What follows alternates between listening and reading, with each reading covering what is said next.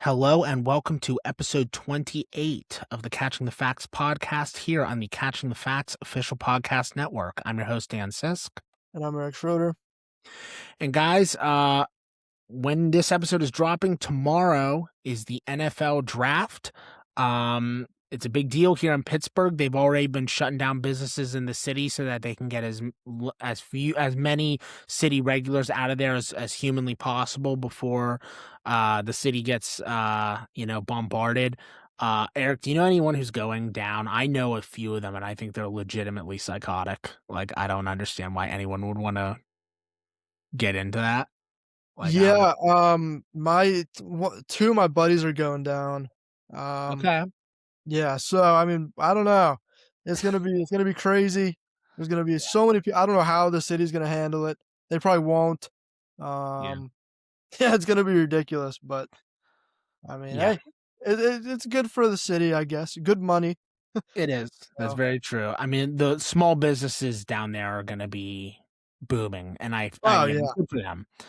Um, I just, it's looking, honestly, you know what the good sign is? It's looking like this Penn series is not going to be going back to, it's not going to be going back to Pittsburgh, in which case, obviously they'll be able to, not have quite as bad of a crowd situation because no one will be going down for that. yeah, Um, exactly. Yeah. so that'll help. But yeah, if obviously most of our listeners are local, if you're going down there, good luck. I will not be joining you. Neither will Eric. We'll be watching it from the comfort of our own rooms, our own television screens. We will be doing a breakdown of the first round because the reality is, guys, the subsequent rounds of the NFL draft are oftentimes pretty uneventful. Obviously, look, the reality is if there's a big story like how Shador Sanders fell last year, like if there's a really big thing that happens in the later rounds, we will cover it. But our draft episode in 2 weeks will be focusing on the first round specifically, solely because that's where the most interesting stuff is. So that's 2 weeks from now. As for this week, we got we have a couple really interesting free agent signings that happened, a big trade that occurred, and then a story involving journalistic integrity that legitimately made me livid with anger because I just as I saw that unfold, I was disgusted. I really was. But we'll talk about it in a few minutes here. Eric, you ready to get started? Yeah, let's do it. Okay, guys. So starting off, we're gonna get the contracts out of the way before we get to the Mike Vrabel stuff. Dexter Lawrence, he was really, really upset with the Giants. The Giants didn't want to pay him, and I can understand where the Giants were coming from, Eric. I mean, they're still not really close to a playoff spot. I mean, I'm still not sold on Jackson Dart. I know you are not either. I think there's a lot of uncertainty with that organization, and they clearly were not willing to pay Dexter Lawrence, and I can understand a little bit of the hesitation there. But Lawrence was upset, demanded a trade, and they traded him to the Cincinnati Bengals in exchange for the 10th overall pick in this year's draft. And on top of that, Cincinnati gave him a 1-year extension worth about $28 million. So he's now under contract for a few years. I'll be honest with you, Eric. A lot of the reactions to this trade indicated that the Bengals overpaid. I vehemently disagree. I think this is a great trade for both sides. I mean, am I the only one seeing this? I mean, he's an all-pro defensive tackle. Would you not give the 10th overall for him? And then on top of that, that was the only pick they gave. They didn't give second, third, fourth round picks on top of that. If they had given more than just the 10th overall, you could argue that. But for just the 10th overall, I think this is a good trade for both sides. I think it gives the Bengals desperately needed help on defense, like desperately needed help. If anyone sat through the AFC North games that me and my co-host had to suffer through this past year, you would know that the Cincinnati Bengals have one of the worst defenses in the history of the sport. So this helps them with a desperate need. And then the Giants get a draft pick that, I mean, obviously it could not work out depending on who they draft, but you're going to get a really, really solid college player with the 10th overall. So I disagree with the discourse around this trade. I actually think it's a really good move for both sides, personally. Yeah, I think so too. I mean, look, the Trey Henderson move makes a lot of sense for the Bengals now. Yeah, Um, that's a great departure just to get him out of the way to invite Dexter Lawrence in. I was not expecting this. I neither was just I. thought they would have got rid of Trey Hendrickson and that would have been it. They wouldn't have kind of pursued another defensive tackle and defensive end. And now they go out and get an all pro guy in Dexter Lawrence. It's like Yeah, it's crazy. I didn't see it coming at all, and it's a great move. I mean, you can't hate that. They're doing what's best. They, go out and get rid of Trey Hendrickson, which was fine. Now it all makes sense and it all works out. I mean, you can't even get mad at this. And then, like you said, for the Giants, this makes a lot of sense as well. He was probably asking for too much money, and rightfully so, but the Giants didn't want to pay him, and that's fine. That's the business. So, yeah, that he found a team that wants to pay him, and that's great. He's gonna be an immediate game changer. I think he's better than he I think he is better than Trey Hendrickson. He's gonna make more moves. So I mean you can't even complain about the move in that sense. So yeah, I like it a lot actually. Kind of came out of nowhere, but then we now it's up to the Giants to kind of see what they have going on. I mean, like you said, Jackson Dart, Cam Scadaboo's coming back. So we'll have to see. Maybe they go O line. Might be a boring pick, but at the 10, I feel like you got to make a splash pick. There's a lot of good names on the board. yeah. So I feel like you can't really go wrong with what the Giants had. And this was a great trade for both sides. Yeah, I really did not understand the overpay thing, especially considering that was the only pick that they Right. gave up. So I think for the Giants, I mean, I still don't think they're getting their playoff ready this year, even if this draft pick, hits. Obviously they have two very high draft picks this year. Right.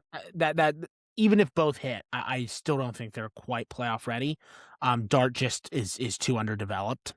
But if they can spend this year really developing him properly and getting him into a proper routine, then I think it's very possible that for the 2027 season, they could be, a dark horse wild card team. If the cards, if the stars align and if they play their cards right, I do see that potential for them. And this is just another step towards making that a reality. So yeah, I think it's a great move for both sides. I really do. I do not understand the overpay discussion at all. With all due respect to the analysts who obviously know way more than me. But I just I don't know. I like it for both sides. I mean I don't love it as a Steelers fan because Lawrence is gonna Oh tear yeah. them. Uh, whoever the Steelers have a quarterback. We'll talk about that maybe next episode. But uh It's yeah. looking like Aaron Rodgers though, because I think he said if we don't hear from him before the draft, it's going to be Aaron Rodgers, and there's only what a day from when this comes out. So looking That's like a Aaron. very good point. So yeah, maybe. I And saw if it some. is, oh boy, buckle Yeah, up. I saw someone say they might just trot him out in front of the crowd at the draft. To which I said, it's not the Steelers event, you idiots. It's the NFL who's putting that on, not the Steelers. Yeah, it's just I in the don't it just happens to be in the same city. in the city. So I don't know why they would do that. I mean, I also don't know why they think a 42-year-old geriatric is going to be their savior. Um, I mean, maybe I saw someone say that they might draft Carson Beck in the third round. I mean, Oh my. I just. Uh, You just have do to you laugh. think he's exactly? I mean, do you think he's a better developmental prospect than Will Howard? I mean, that's really what the I question will come seriously do down. not think so. I mean, no, no. Yeah, we can argue that we're getting off topic. We are, but The point is, Dexter Lawrence, the Bengals. I think it's a good move for both sides. yep, agreed. Yep. Okay. Next contract, guys. Brandon Aubrey. Now, if any of you have been watching this, he has been the only thing keeping the Cowboys even mildly relevant the last few years. I mean, I know Dak Prescott has had a couple really solid seasons in there when he's healthy. But this guy is legitimately the next Chris Boswell. He has been a remarkable kicker. He has signed the biggest uh, deal for a kicker in the history of the NFL. He's getting a 4-year, $20 million guaranteed deal that could be worth up to $28 million, and that may obviously would be $7 million a year. That is the highest for a kicker ever. Um, I'll be honest with you, I was kind of shocked this happened, Eric, because when's the last time that Jerry Jones, you know, took his players, heart to heart and actually paid them? I mean, I can't remember the last time that free agent, that rather contract negotiations went this smoothly. I'm so used to CD Lamb holding out and all these guys holding out. Remember Dak Prescott didn't sign until day one of of what was that, the 2023 season.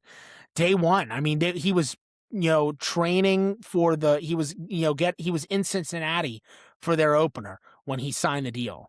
It was so the Cowboys, Jerry Jones has obviously been a horrible GM the last few decades. So I honestly am shocked that he signed a player like this, especially so far in advance of when he absolutely had to.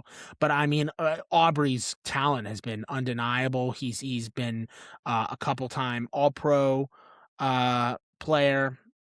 I mean, he's been truly incredible. He's one of the most accurate kickers in league history. So, I mean, he's absolutely worth this money. This is a no-brainer contract for the Cowboys. No-brainer. Yeah, it is great. Good for him. I mean, he's been working hard for it. I mean, he's like you said, one of the best kickers in the league right now. So good for him for getting paid. And like you said, with Jerry Jones kind of holding out, or not necessarily Jerry Jones, but like the Cowboys are like a very last minute organization. They'll kind of sit around and wait until kind of Yeah. something happens. Like they didn't sign anybody in free agency. They might, and then until like the very last minute, they might have signed like one or two people. I mean, how they botched Micah Parsons, it will haunt them Yeah, forever, in my eyes. right. I mean, it's like so. Like as I was saying, they're a very last minute organization. They just kind of wait for things to happen, feel out the market, and then they miss out on all these good players that they can definitely afford. Because I think Jerry Jones is one of the richest owners in sports. He is. Um, so there's really it's not a money issue with him. So, I don't know. He's a weird owner for sure. He's kind of like Bob Nutting, where now Bob Nutting with the Pirates, he's starting to spend money, but it's like, what's taking you so long? Yeah. Yeah. But it's just like a better Bob Nutting, a better situation because the Cowboys are actually relevant because they have a couple good players, but Yeah. they never do anything. They're always around. They're always hanging around. A Yeah. few people get hurt and they have no depth because they don't use free agency to their full capacity, and then they get screwed at the late game of this at the end of the season. They're trying out like Ben DiNucci. It's like, what are we doing? There's better candidates. So maybe this is the turning point. Maybe they'll actually start spending money. Who knows? But they spent the money on the right guy. I know you could say it's just a kicker, but I mean, like you said, he's one of the best kickers in the sport. Yeah. So good for Brandon Aubrey. Um, no complaints. This is honestly a good move for the Cowboys as well. Keep your guy around because you don't want him going anywhere else. Yeah. And also, anyone who says, "Oh, he's just a kicker," is actually an idiot. If you've been watching football the last few Yeah. years, kickers are hitting 60 plus regularly. Yep. Having a good kicker is crucial. Yeah. Crucial to a good team. I mean, without Chris Boswell, the Steelers would have had losing seasons the last number of years. That's just the Oh reality. yeah. He's Chris that's Boswell. how good Boswell is. Chris Boswell won a game for them like last year. They scored Yes. no touchdowns. It's like Yep. he won. He literally won the game. Yeah. So like a good kicker is critical. So I think that yeah, that's a slam dunk move for the Cowboys. Agreed, and especially a guy of his caliber. 100%. 100%. Okay, guys, the last contract extension that we are talking about this week, Will Anderson Jr., Eric, at Alabama, he might have been the best defensive player I've ever seen. Like, I can't tell you how many games when he was a member of the Crimson Tide under Nick Saban, this man just absolutely freaking dominated anyone and everyone in his path. He was a truly special player. I knew he was going far. Um, I I was not shocked at all when Houston traded up for the third pick and picked him in the draft a few years ago. Because he's just that good, and he has delivered all of that and more for the Texans, and they have extended him for 3 years, 134 million guaranteed, and the contract could be worth up to $150 million. $50 million a year for a defensive end might seem absurd, but I gotta tell you, dude, I think he's worth it. I mean, he has he's fast, he's smart. He's a leader on that defensive line, despite only being 24, 25 years old. He's just an incredible player. And last year he would have been a shoo-in for defensive player of the year if Myles Garrett did not have quite literally one of the greatest seasons in the history of the sport. If not for that, he would have been a shoo-in for defensive player of the year. So Will Anderson, in my eyes, this is a no-brainer contract for the Texans. I think he is absolutely worth this money. I don't think this is an overpay at all. Nothing else to say. He totally deserves it. I'm not at all surprised he got it. Yep, just another guy that deserves it. I completely agree. He's been pretty good. He was solid last year. He wasn't great, but you have to understand, like you said, I think he's 25, which and he's been in the league for what, 3 years now, I think? I mean, Yeah, he 3. Yeah. he's young. He's a young guy. He came into the league young, and he's still developing. We haven't even seen the peak of what he can do yet.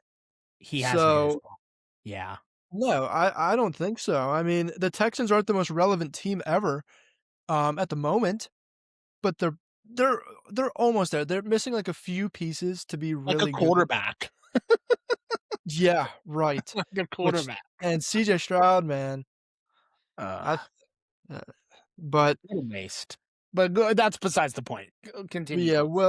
Will Anderson, I'm sure he's happy getting that money even though it's not the best team, but still, I mean, he's a game wrecker. He has won them games in the past. I think he just won a game for them, like, last year. Yeah. It was like a fumble recovery, like, scoop and score or something. Yeah. Um, I mean, he's always in there making plays kinda quietly, though. He doesn't get much media attention just because they're not that good. If he was on a team, I don't know, like the Ravens or not even the Ravens, just a team that has, like, a lot of good players on it, um, he would be he would be like a Micah Parsons status level. Micah Parsons, he's like the 2nd tier of defenders in the league, but he gets a lot of media attention for some reason. Um, but, Will Anderson, still yet to be in his prime, and big extension, good for him. So, yeah, I think all 3 of these extensions and moves, I guess, with Dexter Lawrence and stuff, they've all been really good. Like, this was a good 2 weeks for extension-wise. I mean, I don't really think anyone made a mistake. I agree. I think these are all 3 banger moves. I think Yeah, all 3 teams are just all 4 teams, right, with the trade. right. Um, absolutely got what they needed/wanted Yep. in all of them, and none of them overpaid, in my opinion. I mean, I know Aubrey and Anderson are getting a lot of money, but I really think both are worth what they got, and so I I I think think so too. Yep. yeah, I think these are absolutely moves that will pay off. Um, will this automatically make any of them, substantial playoff, contenders? No, No. not in my opinion. They all have more work to do. But especially for the Giants and the Texans, they needed moves like this to really solidify their at least their short term future. Obviously the Texans have to figure out what they're doing at quarterback. The Giants have to continue developing Dart. There's obviously work to be done, but those 2 in particular, I think, are definitely on the right path. So Agreed. we'll see where it develops. But yeah, congrats, Will Anderson. You totally deserved it. Yep. That's all I have on all those moves. What about you? Yeah, that's all I have. Okay, guys. Moving on to our last story. This is something that, as it was unfolding, I kept asking Eric, as well as other, sports fans that are my friends, what they thought, and I heard a lot of different opinions on this, and I'm honestly kind of appalled. Um, as someone whose father originated in journalism and was a journalist for many, many years, um, I think this is absolutely disgusting behavior. So I'm really curious to hear our viewers' thoughts. As always, I guess I'll just say it here, and Eric says it at the end of every episode, but I'll again repeat myself. Please leave comments on this episode in particular, because I'm really, really curious to hear everyone's take on this Mike Vrabel and Diana Rossini situation, because this sort of thing, Eric, really just gets under my skin. And I was going off on you, and you were being a real champ and allowing me and really allowing me to vent. So thank you for that. But yeah, guys. So if anyone listening has been living under a rock, um, the week before, a few days before the league meetings, you know how they always go to Arizona for the league meetings in early April. Um, Diana Rossini, who used to work at ESPN, she was on all the big morning shows, and I always got the feeling that she kind of knew what she was talking about. Um, was spotted at a private luxury hotel a couple hours from the league meeting center. I forget where that was in Arizona. But she was spotted at a luxury hotel with Mike Vrabel, holding hands and hugging. They're both married. They were she, obviously the New York Post dropped these pictures that someone leaked to them. I'm shocked. Honestly, I'm shocked TMZ didn't get them. You'd think TMZ would get Oh those, yeah, yeah. but somehow the New York Post got their hands on them.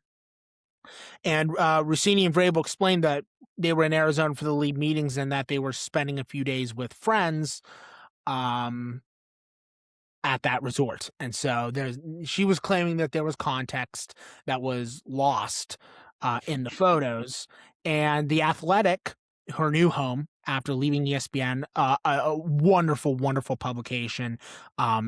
Anyone who isn't subscribed to The Athletic or knows someone who is, please rectify that immediately. They have the best journalists in all of sports. Any sport you want, they have the best of the best. They have the best MLB reporters, the best NFL reporters, best college football and basketball reporters, etc., etc. So please, plug for The Athletic. But she works for The Athletic, and they backed her.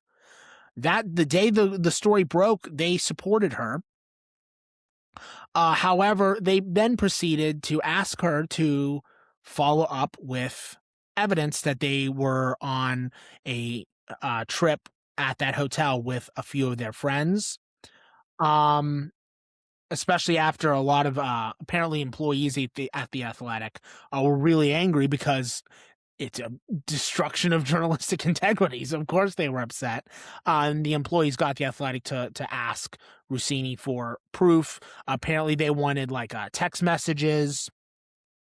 They wanted a bunch of a lot more evidence regarding regarding what she was doing. Um, they text messages about like airport pickups. She claimed to go on a hike with like 6 people, one of them being Vrabel. And so they were like, please show us photos of this hike. And she couldn't provide evidence to any of it. What Oh a my. shocker. Wow. So The Athletic, immediately upon realizing that she was full of shit, launched an investigation, put her on suspension, and she proceeded to resign because she knew that her career was over. Mike Vrabel, in the days since, has minicamp opened for the Patriots. He apparently claimed that he had been meeting with the players privately, um, and trying to explain himself and trying to tell them like, hey, don't make the decisions I have. His exact quote, Eric. Quote, I've had some difficult conversations with people I care about, with my family, the organization, the coaches, the players.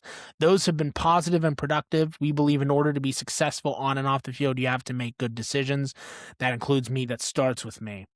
Had some difficult conversations. Really, Mikey? Really? I would have never guessed that the conversations would be difficult. That's actually Look, an interesting thing to bring up, though, because the Patriots recently have been in the news for some interesting things regarding, like Stephon Diggs with like Cardi B or whatever. oh It's like, yeah, yeah, what kind of example does this set for your guys where exactly. you're messing around with some journalists? It's like, what, like, if the coach can do it, then so can I, kind of. Exactly, He's supposed to be especially a when role model, and when you're married, like, what are you doing, dude? Like, exactly. Yeah, you're right. Especially when think about it, their quarterback is like a young guy who's still trying to be an up and comer. You don't have a right, veteran who knows exactly. better. Yeah. I know May is married, but the point still Hey, stands. hey, Like, man, hey, that yeah, doesn't stop this coach. that's very true. Um, but yeah, like look, he's nothing's gonna happen to him. He won Coach of the Right. Year. Yeah, He got them to Super Bowl in his first season. I he's fine. He's if anything, he's gonna get a divorce. yeah, If anything. But yeah. in terms of his status with the Patriots, Kraft is not going to do anything to him. Oh, no, no. And so, I mean, it sets a bad example, especially when the Patriots are a young team, as you said. I mean, it sets a bad example. Um, eh, eh, Unfortunately, I wish we had more to say about Vrabel, but he's gonna get out of this relatively spot free. I mean, people will talk about it for probably another 2 or 3 months, and then they'll kind of forget about it. I mean, we've seen this story before. Yep. Um, so I mean, do you want to have any? We'll get to Rossini in a second here, but I guess in terms of Rabel, do you have any thoughts? Because again, unfortunately I think he's gonna get out of this a-okay. I think so too because, I mean, look, this kinda like it's not like a football thing, it's more of like an ethical thing. So I don't think there's too much they can really do because 'cause they're not gonna fire him, I can tell you that. They're over this. I mean, guys have walked free in different organizations, in football for much, bigger things. So, nothing is gonna happen to him, it's gonna be all kinda swept under the rug, people are gonna forget about it, and by the time, September comes, nobody will really care anymore. I I agree. mean, 'cause you can't, and it's not like it can be brought up really again, 'cause it happened in what, April at this point. So, by the time September comes, announcers are obviously not gonna bring that up because it's not really a football issue, it's Yeah, more of a personal issue. Um, so they can't really talk about it, it's not gonna be kinda resurfaced, so once this is done in 2 weeks or whatever, I think it's just gonna end up being dropped as far as Vrabel goes. I agree, and I wish that weren't the case, right? Yeah, I right, wish yeah, that no. I wish that there were at least some. I'm not saying like he had to be fired, but I wish that there was some, repercussion for what It's she I did. but I think it's just What he different did. because it's not in the organization. If it was in the organization like a Sharon Moore situation, it would be a bigger deal with the Patriots wise, but it's not. Yeah, I agree with you. I agree. But yeah, it is what it is. I mean, I'm not gonna lose sleep. Yeah, It is what it is. At least when it comes to Vrabel. Let's move the conversation over to Diana Rossini, shall we? sure. Um, her career's over. It's done. I mean, someone will hire her, some like um low down, publication. Certainly nothing on the national level. She might start her own podcast. I know she's been doing podcasts for the Athletics elect electronic media division. So maybe she can start up something on her own. But her credibility is completely out the window. I mean, how can you believe a word she says after all this went down? Because you cannot convince me, you, Eric, or anyone else with a functioning brain that there was not at least some positive spin to the Patriots in her reporting, considering this was going on for who knows how long. So it's her career's in my eyes, it's over, and I hate stuff like this because it really does just it's a prime example of why journalistic integrity and the power of the press is so important in this country. And when someone abuses that power, in this case, it is Mike Vrabel, and he's going to get away with it, unfortunately, sadly. But whenever someone takes advantage of that, it's just the worst thing possible. Um, yeah, I just goodbye, Diana. No one was going to miss you. I mean, I don't think most people remembered her name before these photos leaked. I honestly forgot she existed. Yeah, I Because had no idea who she was actually. yeah, like I obviously am familiar with the Athletic, but I don't really read a lot of NFL on there. So I wasn't familiar with her reporting on the Athletic. And I vaguely remembered her on ESPN, but nothing, that was super memorable in any way, shape, or form. But um, yeah, uh, she's done. Goodbye. No one will miss you. it's No. it's just so ridiculous, man. It's so ridiculous. Yeah, it really is. I mean, somebody that kinda, um, like, it just makes no sense. I think if she didn't resign, though, what do you think would have happened? Do you think they would've just let her walk free? No, they would have fired her. Yeah. They would have It's more of fired her. like a like a I don't even know, like, maybe it's not as bad to resign than get fired, I guess, I, technically. well, I mean, who knows who instigated it? Either there's one of two situations here, right? One, she chose to leave on her own accord, knowing she was fucked, and decided to just do it as soon as possible. Um, and then two, the Athletic went to her and said, we know you're lying. Um, you need to either resign or you're fired. Like one of the two. Like you're not picking. Something's happening. You're done. We'll let you go out with a shred of dignity. I mean, it's one of the two. Who knows which one it instigated it? Frankly, I don't care who. I mean, who instigated it. The good thing is that she's done, right? Yep. Um, I I will say, and you mentioned this as soon as we were talking about her resignation, the fact that she was attacking the fans and attacking the people who had been criticizing the fact that her journalistic integrity is shattered. The fact that she was criticizing those people in her apology was just disgusting to me. I mean, talk about having no uh, awareness. Talk about having just, complete selfishness from top to bottom. No, it's all, it's everyone else's fault. Um, it's just absolutely absurd. And yeah, that apology was absolutely pathetic. Absolutely pathetic. I can't believe anyone associated with her, from her agent to her publicist to her family, thought that, read that and said, "You're good, D. Post." I can't believe anyone said that. But uh uh, again, we're probably never going to talk about her ever again, unless something else crazy happened where she probably was like having sex with Bill Belichick or something. I don't know. It's probably something obscene. I have Yeah. no idea. But What's um going on with the Patriots coaches and just, like, former Patriots coaches, man? yeah, right. Organizations Um first. yeah. I Post mean, Brady. you're right. I don't know. I don't know. It's just crazy. I mean, look, again, to sum it up, I mean, look, if this was his last year in Tennessee, I think Vrabel would have been fired over something like this, right? But Yeah, in he was, his like, on the first fence, year, but yeah, exactly. In his I get first why. year with the Patriots, winning Coach of the Year and going to the Super Bowl, yeah, Kraft's gonna keep him, and I don't blame Kraft for keeping him. Um, but yeah, it is what it is. We'll see if Vrabel can. We'll see if honestly, we'll see if mentally it messes with the team, because I think there's a chance it does, dude.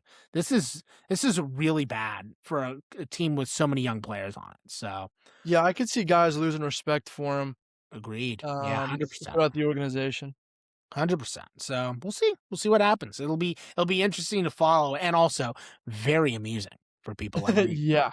You know, really, really funny. So we'll see how that develops. But that's all I have on that. What about you? Yeah, that's all I got.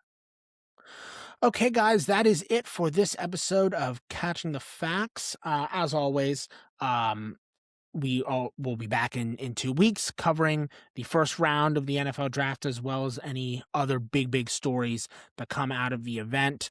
Um, as always, we do post on those days at noon Eastern Standard Time on both YouTube and Spotify. Please like, comment, follow, and subscribe to us on both platforms. It helps raise awareness of our show, and Eric and I are both extremely appreciative of your support. That's all I've got. Eric, what about you? Yeah, that's all I got. Definitely comment on this one. We'd love to hear your thoughts on this whole situation and just in general Yeah. about the episode. But yeah, Yeah. because it's It crazy. yeah, guys, please do what Eric says. I think the two of us would love to hear what you all think, because I was honestly shocked, Eric, that some people were defending Vrabel's actions. Yeah, That that's ridiculous. I understand he's a high are profile coach, but he's not Jesus. Like, yeah. I mean, I couldn't believe that some of my yeah. friends, you know who you are when you're listening to this. I know you are. They were defending him. I was like, wow. So yeah, we'd love to hear your thoughts on it. So again, please comment on the episodes. We really appreciate it. We will be back in 2 weeks covering the draft. Until then, I'm your host, Dan Sisk, And I'm Eric Schroeder. and we'll see you then.